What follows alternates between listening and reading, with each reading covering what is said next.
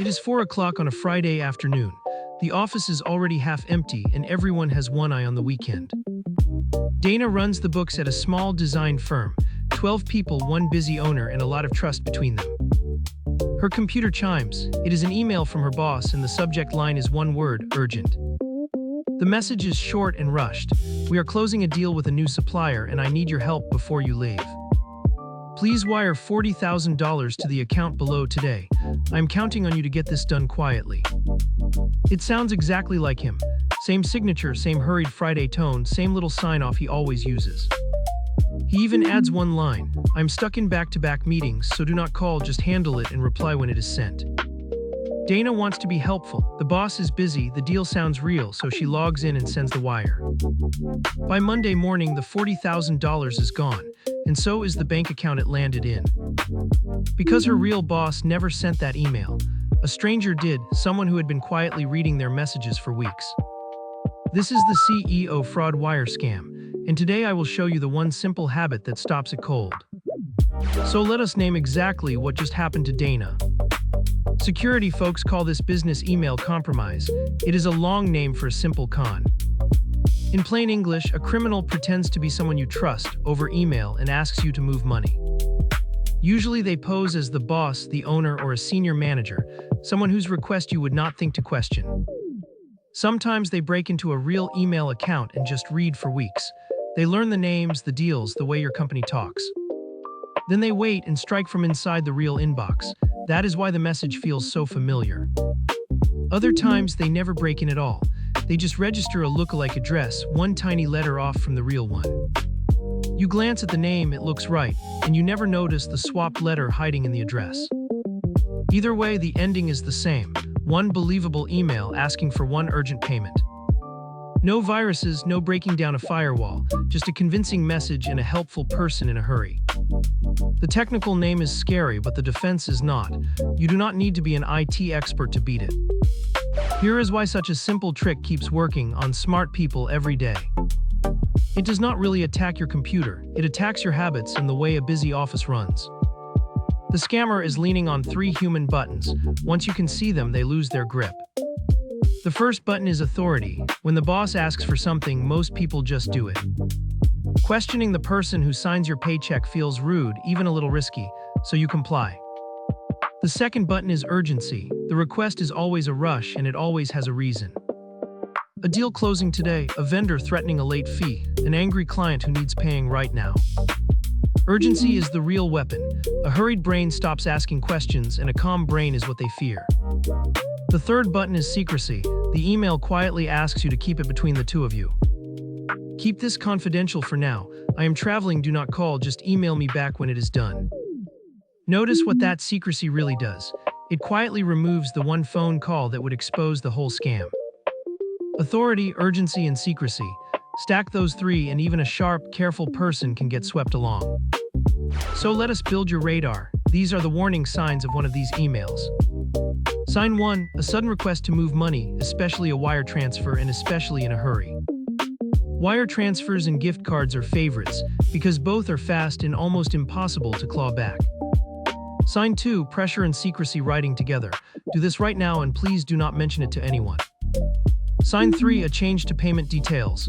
A new bank account, a new routing number, please update your records.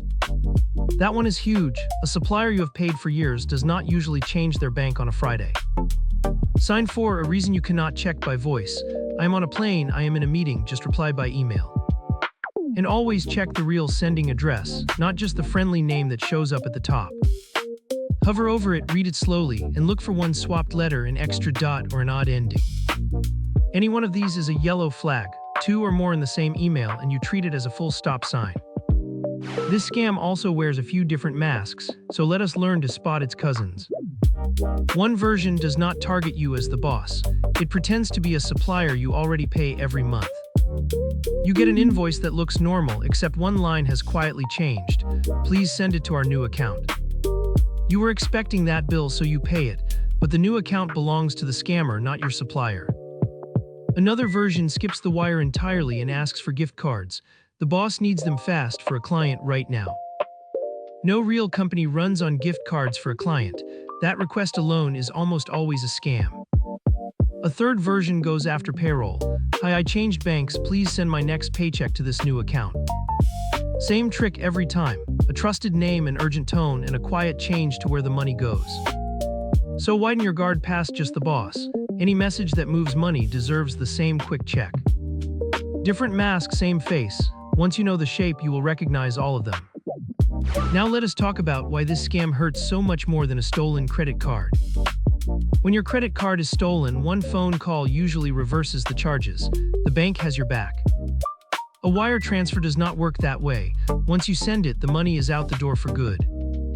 The criminal moves it out of that account within hours, often bouncing it into another country entirely. By the time anyone notices, there is nothing left to freeze and no easy button to undo it. Some banks can attempt a recall if you call within minutes, but you can never count on getting it back. In recent years, this one type of scam has cost businesses billions of dollars, more than almost any other online crime. And it is not just giant corporations. Small firms, schools, churches, and local charities get hit every single week. That is why prevention beats cleanup here. With a wire, there is usually no cleanup to be had. For a small business, one fake wire can be the difference between a good year and closing the doors for good. Now the good news, there is one habit that kills this scam and it costs you nothing. Whenever a request to move money arrives by email, you verify it on a second channel before you act. A second channel just means a different way of reaching the person, not another reply to that same email. The simplest second channel is your phone. You call the person and confirm the request out loud. But here is the key detail. You use a number you already trust, not the number printed in the email. Use the number saved in your own contacts, or the one in the company directory you have used for years. Because if the email is fake, the phone number inside it will just ring straight through to the scammer.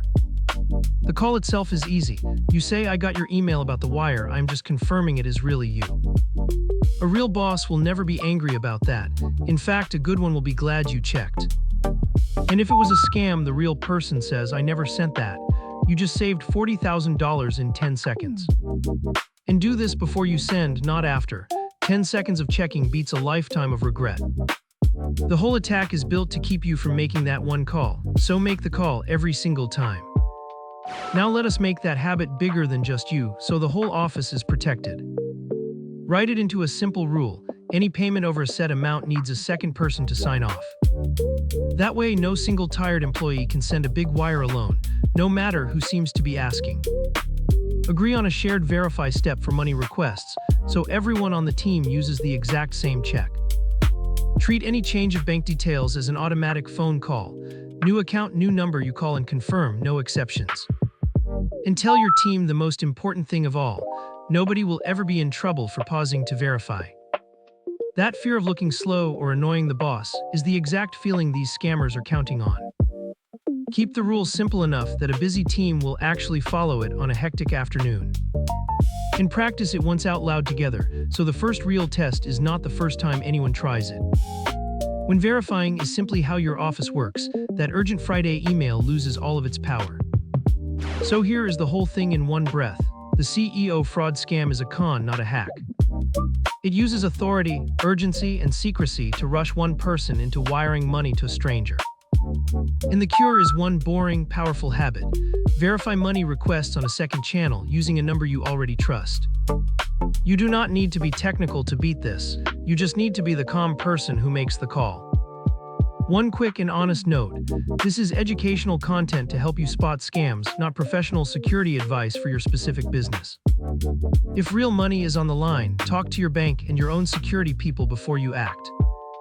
If this made you a little harder to fool, subscribe. Every episode, we turn one more scam into something you can see coming. I am Max, I will see you in the next one.